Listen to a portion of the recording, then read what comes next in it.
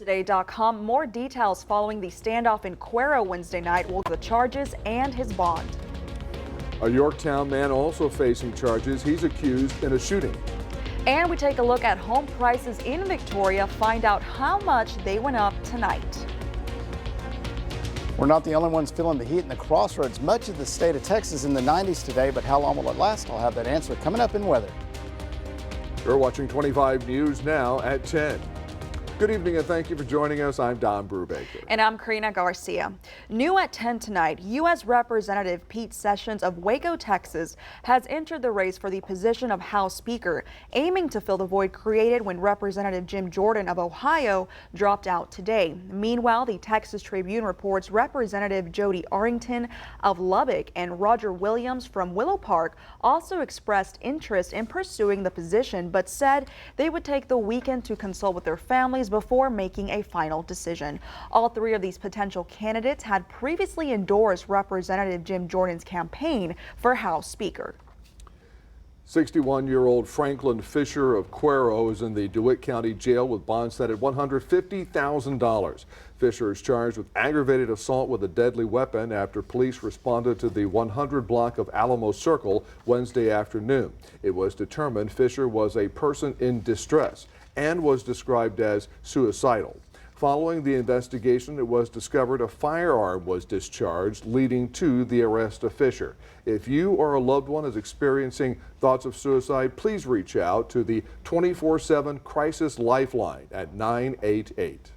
54-year-old James Patrick Lewinsky of Yorktown has been charged with aggravated assault with a deadly weapon. Police say 36-year-old Cody Eggmeyer of Westhoff shot Lewinsky last Sunday in Yorktown. Lewinsky turned himself into the DeWitt County Sheriff's Office Tuesday night. He is in the DeWitt County Jail in lieu of $100,000 bond. Eggmeyer is also in the DeWitt County Jail facing 3 charges. Home prices in Victoria have gone up from 1 year ago. A Texas Realtors report shows the median home price in Victoria was almost $260,000, up 6.1% from the same time last year. The report shows the statewide median home price decreased 1.5% compared to 1 year ago, but more metro areas in Texas had median home prices increase than decrease. Victoria's unemployment rate drops in the last month. The Texas Workforce Commission reports Victoria had a 4.1% unemployment rate in September, down from 4.5% in August. That rate is up from 3.9% in September 2022. The state unemployment rate for September, 4.1%. And let's take a first look at your forecast with First Warn Storm Team meteorologist Scott Pitney. Scott, I bet a lot of high school football fans tonight are wiping their brows, not because their team won by close scores, but because it felt like they were back in August. Yeah, we broke records today, still back in the 90s. We just can't seem to shake the 90s, but we are tracking a very powerful Category 3 Norma tonight. This is moving into Cabo San Lucas, of course, very popular destination for vacationers. And then after it does, it's going to cross the bay into mainland Mexico and begin to spread moisture into the state of Texas. How much rain can we expect from Norma? Well, we'll talk about that in our full forecast coming up. Don, Karina? Scott, thank you. Gas prices are dropping even more in Victoria. AAA Texas reports the average gas price in Victoria is now $2.97 per gallon. That is down 5 cents from last week, and it's 39 cents lower than 1 month ago. AAA reports the average gas price in Texas is $3.03 a gallon. And we want to remind you that early voting in the state's constitutional amendment election starts next Monday. Proposition 2 would authorize local governments to offer property tax exemptions to those operating a child care facility. The additional property tax exemption for child care facilities would be allowed as long as the value of the exemption is not less than 50% of the property's appraised value. Election day is Tuesday, November 7th. So here is your viewer poll tonight. tonight. You can scan that QR code on your screen to vote now. The question is, how do you plan to vote on Texas Proposition 2? Are you for it or are you against it? According to these results, it's looking like 57% are for it and 43% are against it. Thank you for voting tonight. We want to hear from you. Come to crossroadstoday.com/vote to take part. Remember to subscribe to our YouTube channel, Crossroads Today. Hit the like button and click the notification bell so when you're on YouTube you can get Crossroads Today.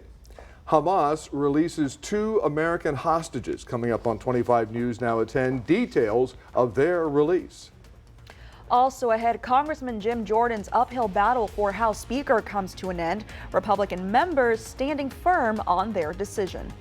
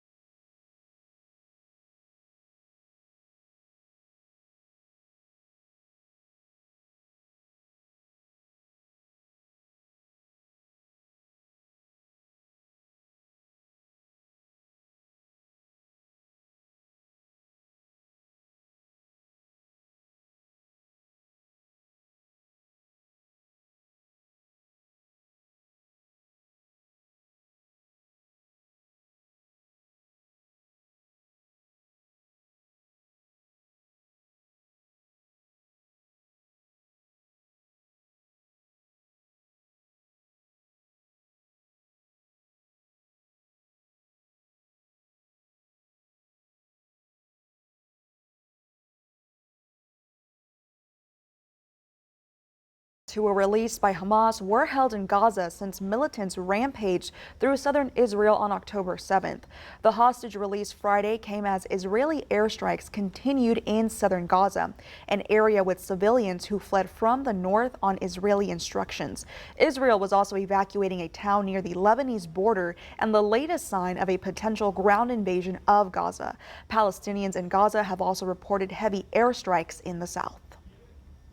Republicans have dropped Jim Jordan as their nominee for House Speaker in a private meeting. This comes after Jordan failed today in a third try for the Speaker's gavel. Jordan has said that Congress needs, quote, to get to work for the American people, unquote. But he lost ground as opposition deepened. GOP lawmakers warned the hard-edged ally of Donald Trump that no threats or promises could win their support. If the count is getting worse and worse for him, I don't think that's a great idea. No, I think if it keeps eroding, we got to probably hit pause and caucus as a conference and figure out plan, F through L, whatever we're on now. More than 24 centrist Republicans revolted over the Ohio congressman's nomination and the hardball tactics being used to win them over. Some even received death threats. Well, you may be right. It's official. The Piano Man has a street named after him in New York City. But it's still rock and roll to me. In Oyster Bay, a portion of Audrey Way is now officially Billy Joel Way. He does have a way about him. During today's ceremony, kids from the James H. Vernon School performed to honor Joel, the Piano Man. The music icon will be wrapping up a record-setting string of concerts at Madison Square Garden next year. Joel says the New York legislature previously asked if he wanted a street named after him. You name a street after you, and I said, yeah, but don't you have to die first? And then they came back with the answer, yes, I'd rather still be alive and not have the street. But now I've got the best of both worlds. I'm alive and then naming the street after me. Joel now lives in Florida, but he says he'll always have a soft spot in his heart for New York, and they believe him because it's a matter of trust. Stay with us. Coming up on 25 News now at 10, we'll take a last look at your weather. Plus, rapper Megan Thee Stallion and 1501 Entertainment end a 3-year legal battle. Some much needed rain coming to the state of Texas. We'll talk about the timing and how much to expect next.